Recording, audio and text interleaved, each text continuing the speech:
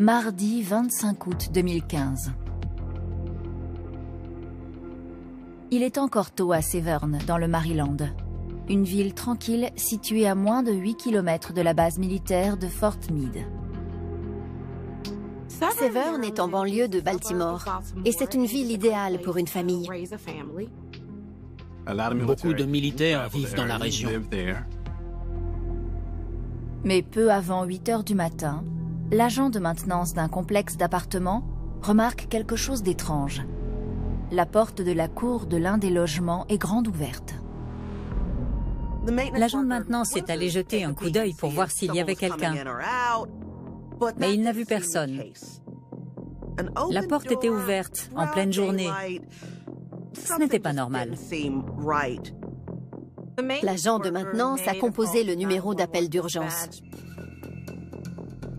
Anne Arundel County Police.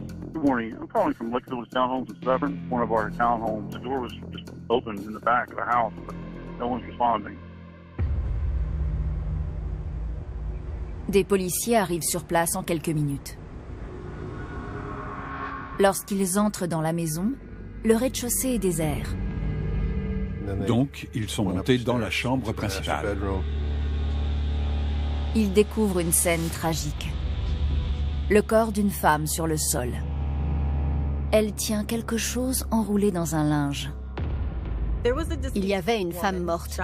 Elle avait été tuée par balle et elle tenait un bébé dans ses bras.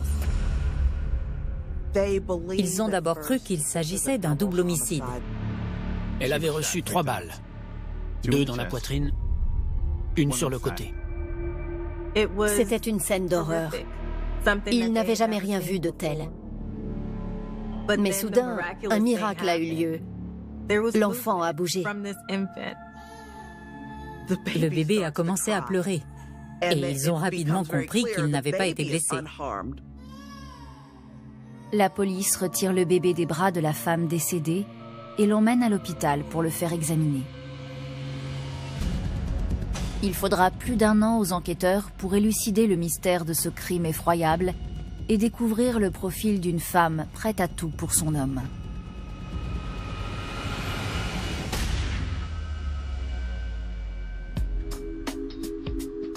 Dolores Delgado est une militaire ambitieuse qui a servi son pays avec honneur pendant 6 ans.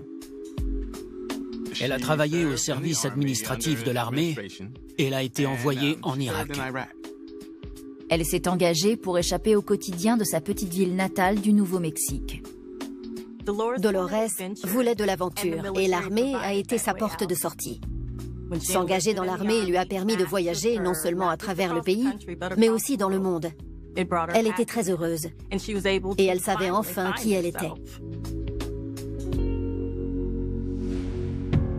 Dolores excelle à l'armée et développe un sens de l'honneur et du devoir. Elle était très douée. La vie militaire la satisfaisait et lui donnait un but. Mais au fil du temps, les longues périodes d'entraînement intensif lui donnent l'impression de passer à côté de l'amour.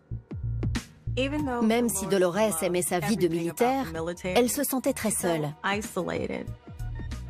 Dolores se sentait seule lorsqu'elle était déployée.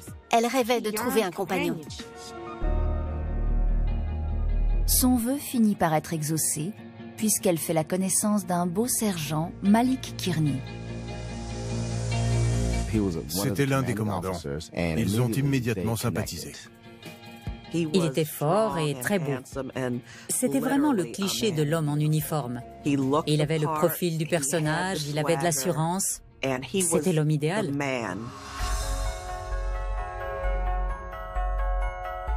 Ils se sont tout de suite bien entendus. Il y avait une certaine alchimie entre eux et le sentiment de solitude de Dolores a immédiatement disparu. Le lien entre Dolores et Malik était très intense. Les femmes qui recherchent l'amour, l'affection, l'attention et la sécurité d'un homme développent souvent le fantasme de trouver un sauveur, une personne parfaite qui pourra faire disparaître tous leurs problèmes. Et pour Dolores, cet homme, c'était Malik. Dolores est attirée par le caractère autoritaire et rassurant de Malik. C'était un homme qui prenait des décisions capitales en un clin d'œil. Et ça plaisait beaucoup à Dolores. Ils partageaient les mêmes histoires et la même enfance. Malik était son âme sœur.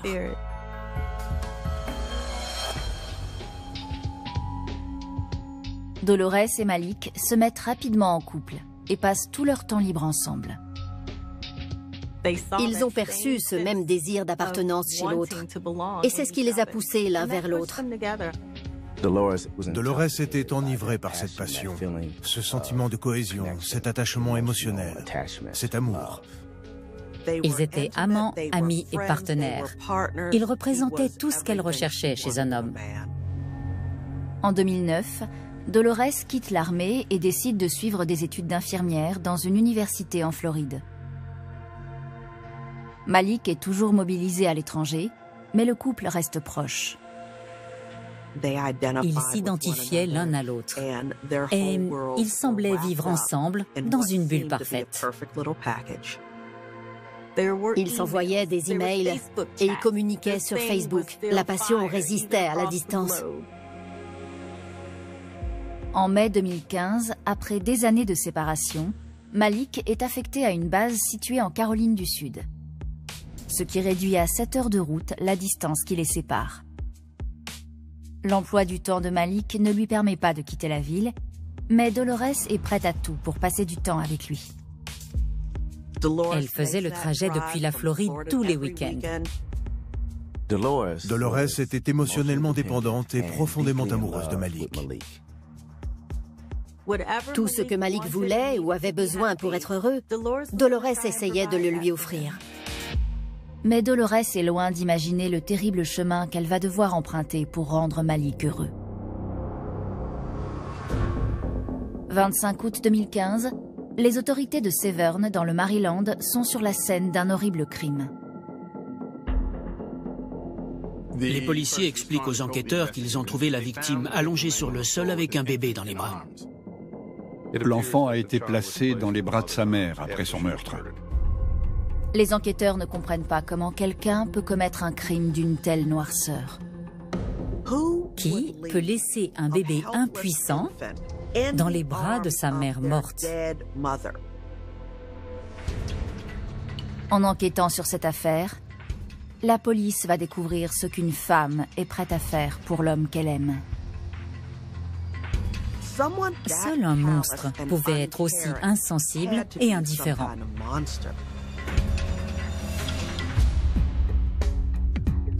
Dolores Delgado, ancienne militaire, prépare désormais un diplôme d'infirmière en Floride.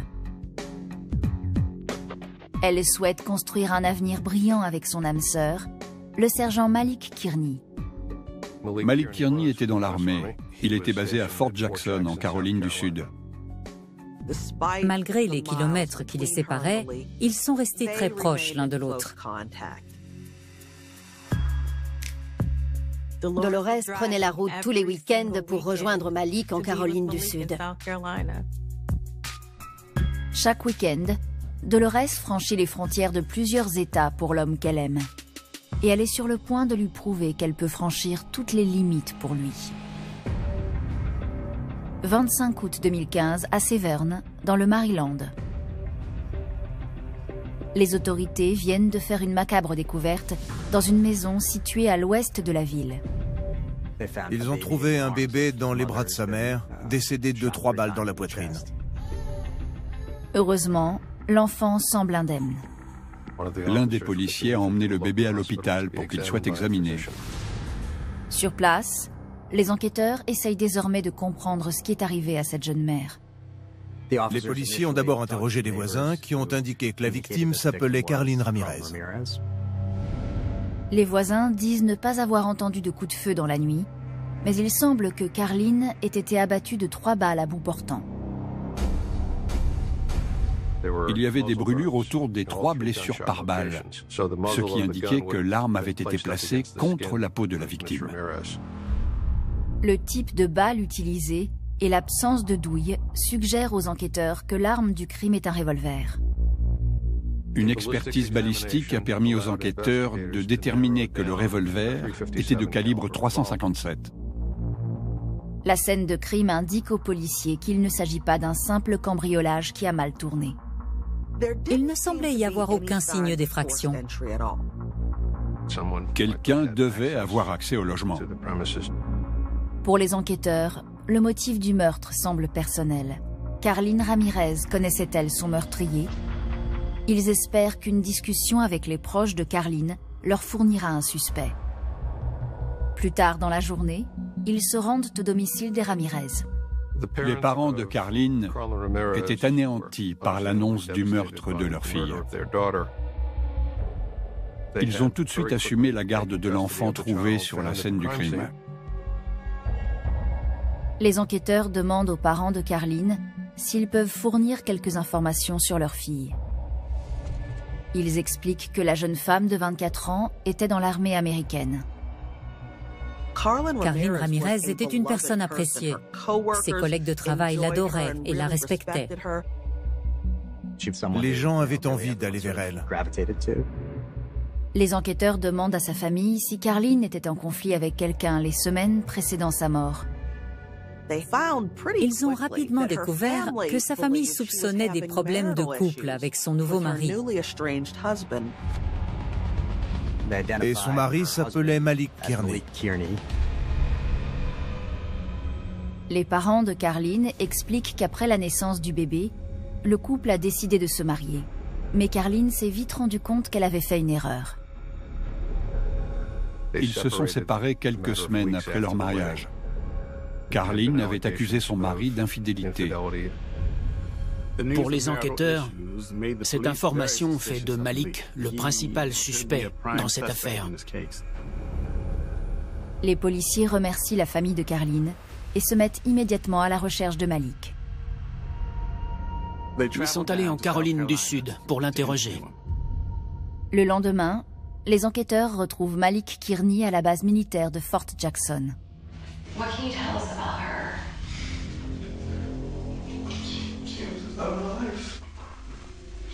Malik explique que Carlin et lui étaient ravis de devenir parents et qu'ils se sont mariés juste après la naissance de leur fille.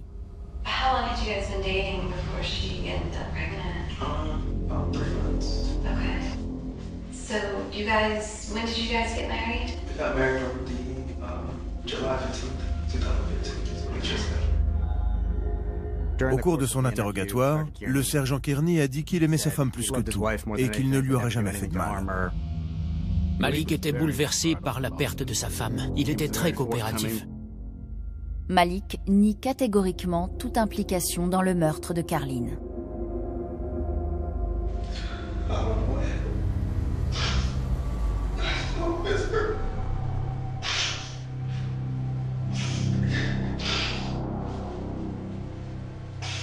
She was murdered.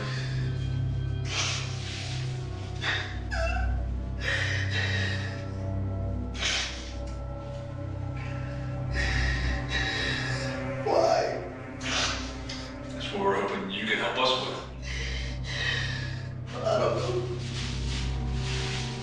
Just didn't know anybody didn't like her, had anything against her. I really can't.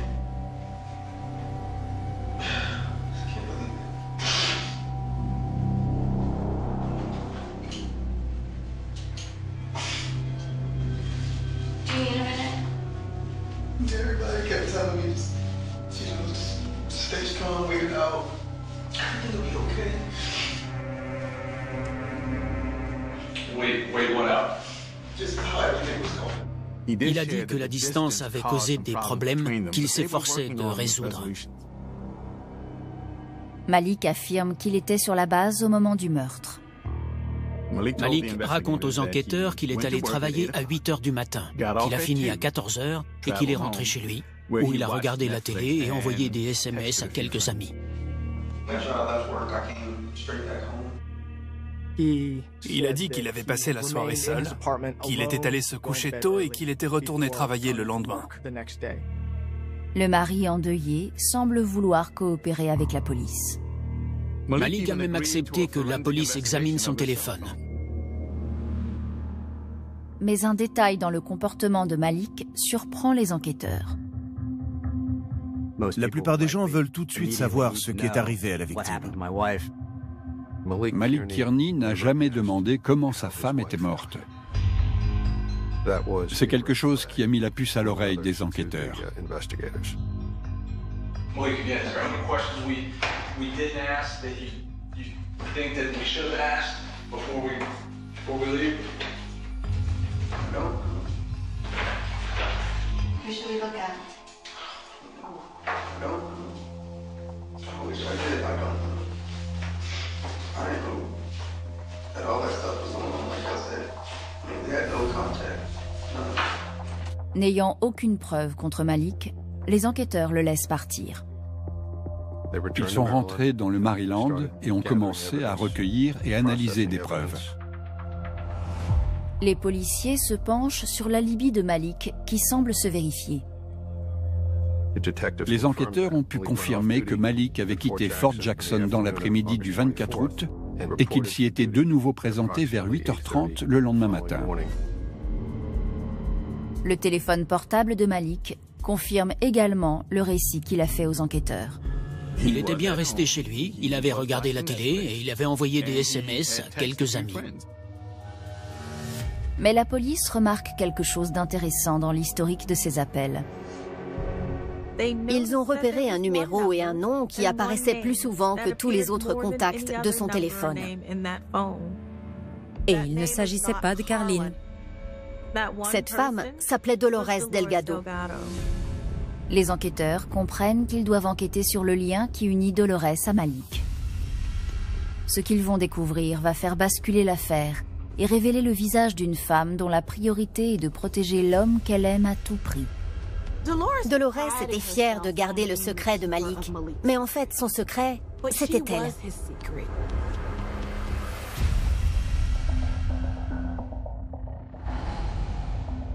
Août 2015, Severn, Maryland. Le sergent Malik Kearney a un alibi solide pour la nuit du meurtre de sa femme dont il est séparé. Mais l'historique de ses appels téléphoniques soulève de nouvelles questions. Un nom apparaissait plus souvent que les autres dans son téléphone. Dolores Delgado. Monsieur Kearney avait déclaré ne fréquenter personne. Mais quand les enquêteurs se sont renseignés sur Dolores Delgado, ils ont compris qu'ils étaient en couple.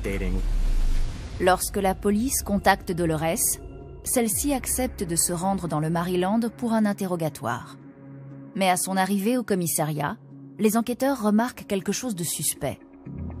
Juste avant son interrogatoire, Dolores Delgado était au téléphone.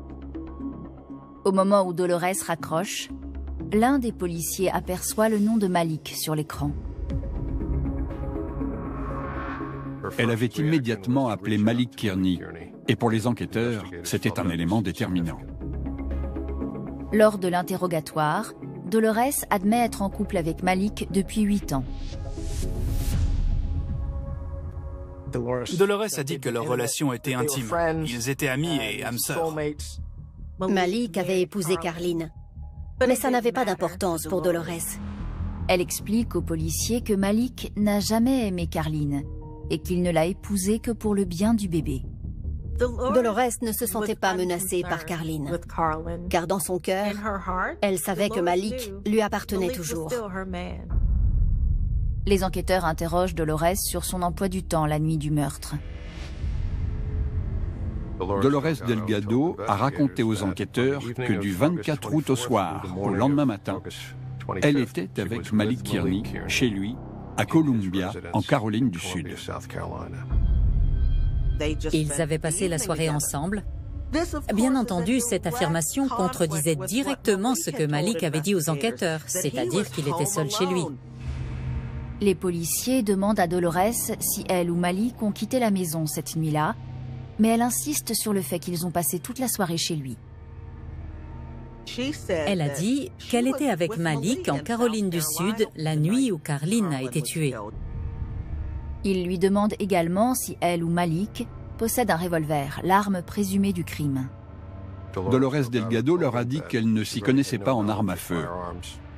et qu'elle n'était pas familière avec tout ce qui s'apparentait aux armes. C'était suspect de la part d'une ancienne militaire américaine qui avait effectué une mission en Irak. S'il y avait bien quelqu'un qui s'y connaissait en armes à feu, c'était Dolores. Les enquêteurs pensent que Dolores ne leur dit pas toute la vérité, mais ils n'ont aucune preuve incriminante. Ils mettent fin à l'interrogatoire et obtiennent immédiatement un mandat pour accéder à ses relevés téléphoniques. En examinant les données du téléphone portable de Dolores Delgado, ils ont constaté que le signal provenait d'une antenne relais située juste à côté de l'appartement de Malik, la même que pour son téléphone à lui. Les policiers remarquent des incohérences entre les données de son téléphone et celles du téléphone de Malik. Il était clair qu'ils avaient communiqué. Il y avait un certain nombre de SMS échangés qu'ils n'avaient pas trouvés dans le téléphone de Malik Kearney.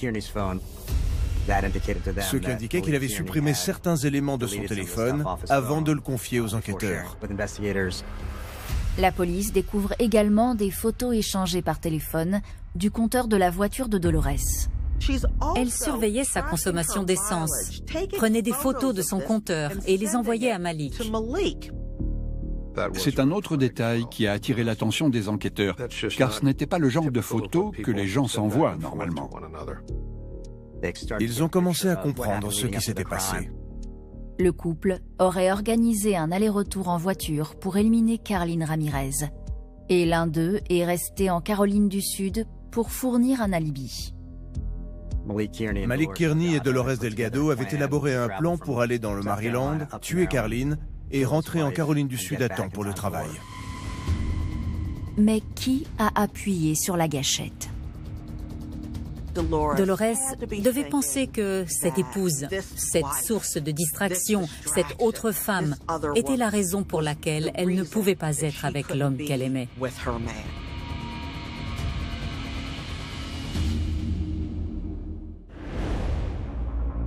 Août 2015.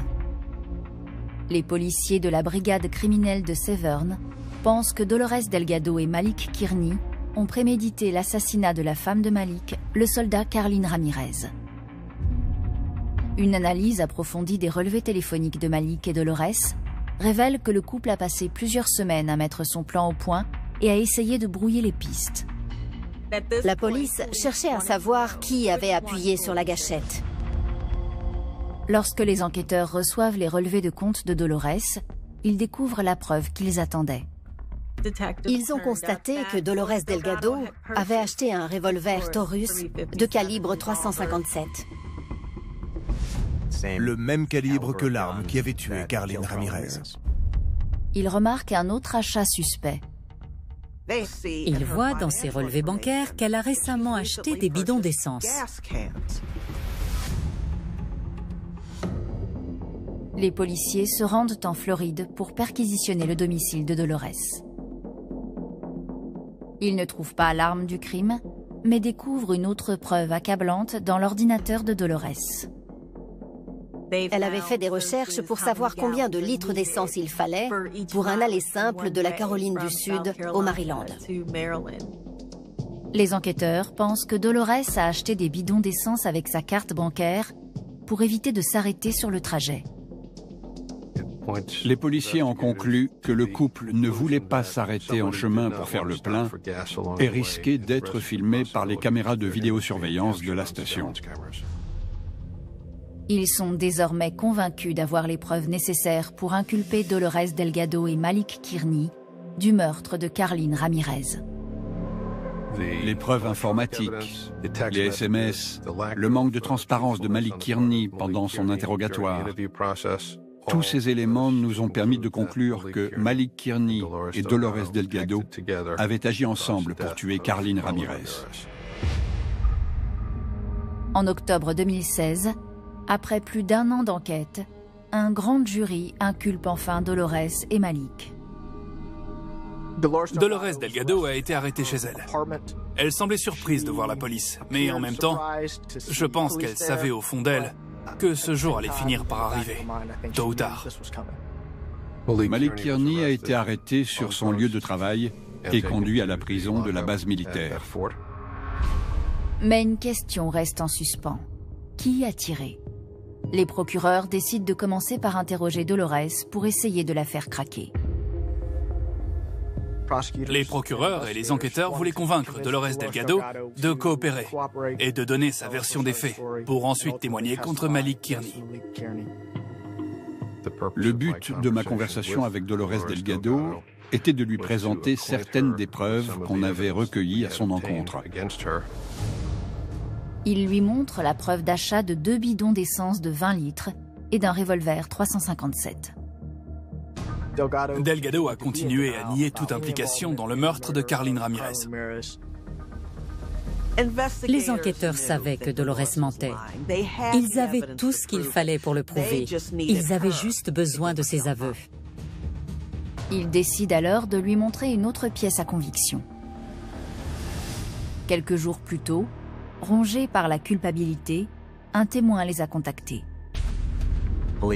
La police a reçu l'appel d'un homme qui vivait en Floride et qui a déclaré que peu après le meurtre, il avait aidé Madame Delgado à se débarrasser d'une arme à feu. Cette révélation a fait l'effet d'une bombe et l'affaire a basculé.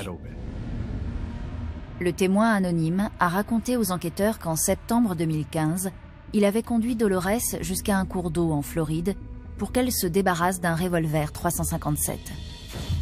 Peu après, des plongeurs de la police fouillent le cours d'eau et retrouvent l'arme en question. On a comparé cette arme avec celle que Dolores Delgado avait achetée en Floride avant le meurtre. Et le numéro de série était le même. C'était bien l'arme qui avait tué Carlin Ramirez. Armés de cette nouvelle preuve, les procureurs informent Dolores qu'elle risque la prison à vie pour son implication dans le meurtre si elle ne coopère pas avec eux. Mais cela suffira-t-il à convaincre Dolores de parler? Va-t-elle rester fidèle à son homme? Elle aimait cet homme, elle voulait être avec lui. Malik était l'homme dont elle avait toujours rêvé. Dolores était prête à tout pour lui.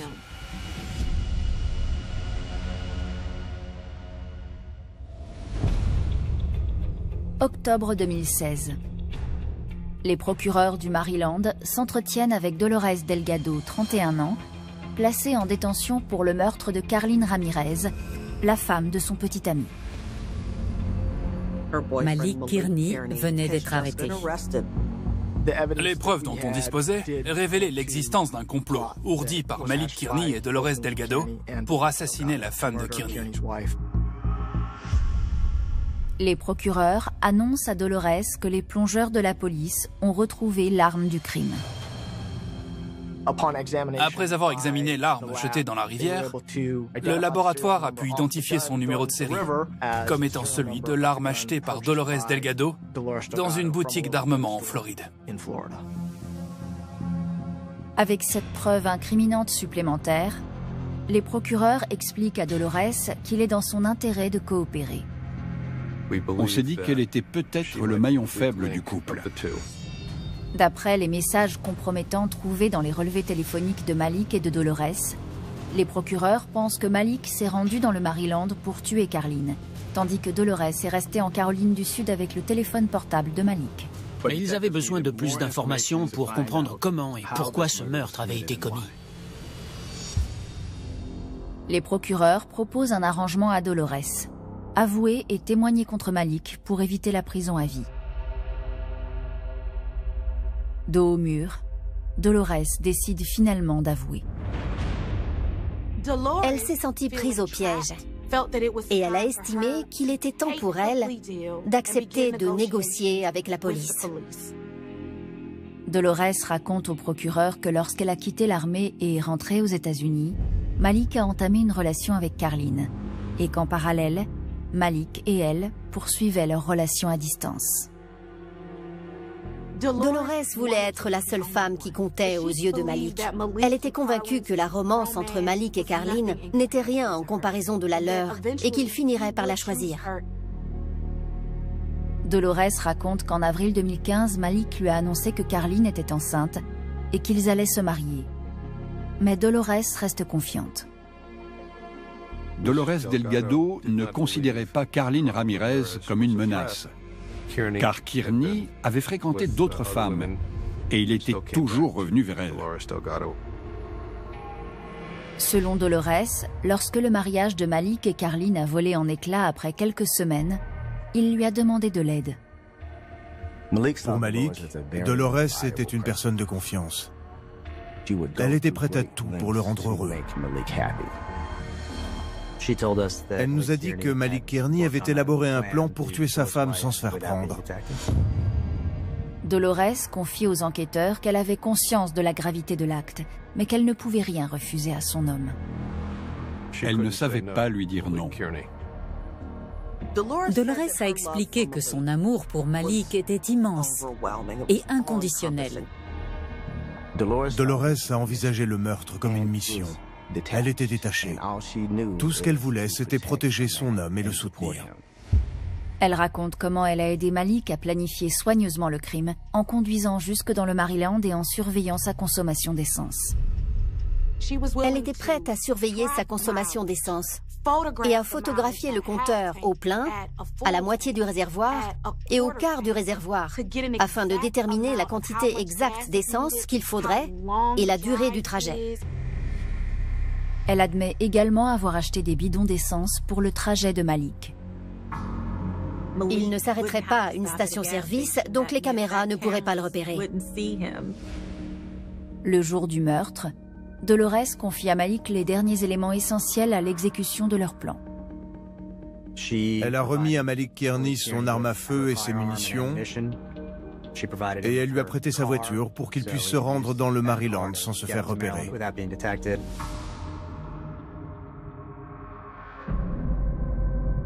Mais les enquêteurs ne comprennent toujours pas pourquoi ils ont commis le meurtre. Carlin Ramirez avait déjà demandé le divorce à Malik Kearney. Dans cette situation, toute personne raisonnable aurait simplement divorcé. Dolores explique que pour Malik, c'était une question de fierté. Malik avait l'habitude d'être autoritaire dans ses relations. C'est lui qui avait le pouvoir. Il avait l'habitude d'obtenir ce qu'il voulait, et comme il ne pouvait pas avoir Carlin Ramirez, il l'a tuée. Elle raconte que lorsque Malik est arrivé chez Carlin, il s'est servi de sa clé pour entrer. Monsieur Kearney ne voulait laisser aucune trace derrière lui. Après avoir tiré 3 fois sur Carlin, il a pris sa fille et l'a mise dans les bras de sa mère. Un bébé sur une scène de crime. Je n'avais jamais rien vu de tel de toute ma carrière. C'était horrible. Dolores a indiqué qu'ils avaient choisi de tuer Carlin Ramirez la veille d'un jour travaillé. Ainsi, voyant que Ramirez ne se présenterait pas au travail, quelqu'un la chercherait et découvrirait l'enfant. Malik a privé son enfant de sa mère. C'est très égoïste. En quittant la scène de crime, Malik laisse la porte de la cour ouverte pour faire croire à un cambriolage. Il effectue ensuite un voyage de 800 km pour rentrer en Caroline du Sud, où Dolores l'attend. Dolores est restée dans l'appartement de Malik, sur son canapé. Elle a envoyé des SMS avec son téléphone, elle a regardé un film et elle a attendu patiemment. Quand Malik est arrivé, Dolores a brûlé ses vêtements et jeté l'arme du crime dans l'eau. Elle a tout fait pour l'homme qu'elle aimait. Dolores voulait aider son homme et a créé un alibi pour Malik. Elle a fait tout ce qui était nécessaire pour être la meilleure à ses yeux. Dolores voulait être présente pour Malik. Et elle était prête à tout pour que leur relation perdure. Son désir de lui plaire et de rester avec lui était plus fort que tous les doutes qu'elle pouvait avoir. Elle était prête à faire tout ce qu'il voulait à propos de Carlin.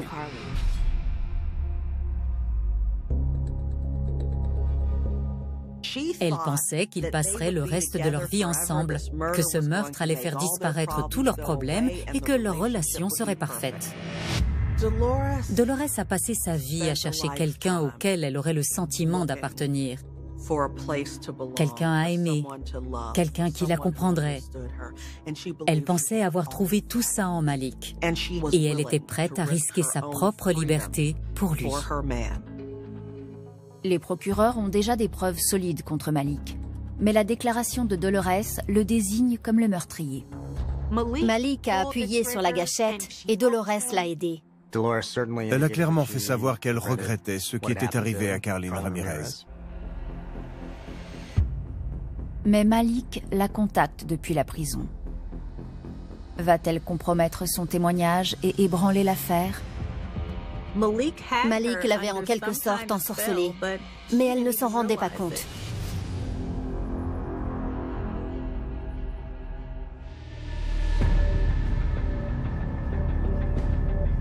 Octobre 2016, à Severn, dans le Maryland, Dolores Delgado vient de confirmer son implication dans le meurtre de Carlin Ramirez. Dolores a estimé qu'elle devait aider Malik à tuer Carlin parce que c'était ce que Malik voulait. Elle était prête à tout pour le rendre heureux. En échange d'une peine plus légère, Dolores accepte de témoigner contre Malik. Mais lorsqu'il commence à lui écrire depuis la prison, les procureurs craignent qu'il ne la persuade de se rétracter. Malik a écrit à Dolores à plusieurs reprises en lui disant « Fais-moi confiance ». Ne fais pas confiance à ton avocat, ne fais confiance à personne d'autre que moi. Il cherchait à conserver son emprise sur Dolores. Les enquêteurs se demandent si elle va se sauver ou si elle va essayer de protéger l'homme qu'elle aime. Le 16 juillet 2018, Malik Kearney, 37 ans, est jugé pour le meurtre de son ex-femme, Carlin Ramirez. Malik Kearney a plaidé non coupable. L'accusation raconte comment 2 soldats autrefois honorables ont mis au point un plan diabolique pour assassiner Carlin Ramirez. Dolores Delgado a fourni l'alibi, l'arme, les munitions et sa voiture à Malik Kearney. Mais c'est lui qui a tiré. Ils étaient complices. Les procureurs présentent l'arme du crime, un revolver de calibre 357 comme pièce à conviction. Ils affirment que les actions de Malik constituent l'un des crimes les plus cruels qu'ils aient vus. C'était d'autant plus choquant que la petite fille avait été placée dans les bras de sa mère décédée. Mais les avocats de Malik soutiennent l'innocence de leur client. La défense affirmait que Malik Kearney n'avait rien à voir avec le meurtre. Lorsque Dolores prend la parole, tout le monde se demande si elle va devenir le témoin clé de l'affaire ou si elle va protéger son homme, comme il le lui a demandé dans ses lettres. Mais lorsqu'elle prend la parole, l'accusation est soulagée. Dolores Delgado a déclaré qu'elle a fait ce que Malik Kearney voulait parce que c'est ce qu'elle avait toujours fait. Dolores avoue. Elle admet avoir organisé le crime dans les moindres détails. Dolores était disposée à acheter de l'essence, à surveiller sa consommation d'essence en fonction du kilométrage, à acheter une arme et des munitions, et à fournir un alibi à Malik. Tout ça pour continuer à se sentir en sécurité, aimée et protégée. Le jury rend son verdict rapidement. Il est reconnu coupable de tous les chefs d'accusation. Il est condamné à la prison à perpétuité sans possibilité de libération pour le meurtre de Carlin Ramirez. La famille Ramirez était soulagée de pouvoir tourner la page et d'obtenir justice pour le meurtre de Carlin. Le plus beau souvenir de leur fille est leur petite-fille. Les parents de Carlin élèvent leur petite fille du mieux qu'ils peuvent, mais ils ne combleront jamais le manque d'une mère. Dolores Delgado plaide coupable pour tous les chefs d'accusation et est condamnée à 17 ans de prison. Dolores Delgado a cherché l'amour au mauvais endroit. et l'a malheureusement trouvé avec le mauvais homme. Dolores était profondément attachée à Malik. Et un lien aussi intense que le leur peut parfois rendre l'amour aveugle. Il la voyait comme quelqu'un de facilement manipulable. Dolores s'est donné corps et âme pour son couple. Elle voulait ce que Malik voulait, même s'il s'agissait de tuer une autre femme. Elle était prête à tout pour lui.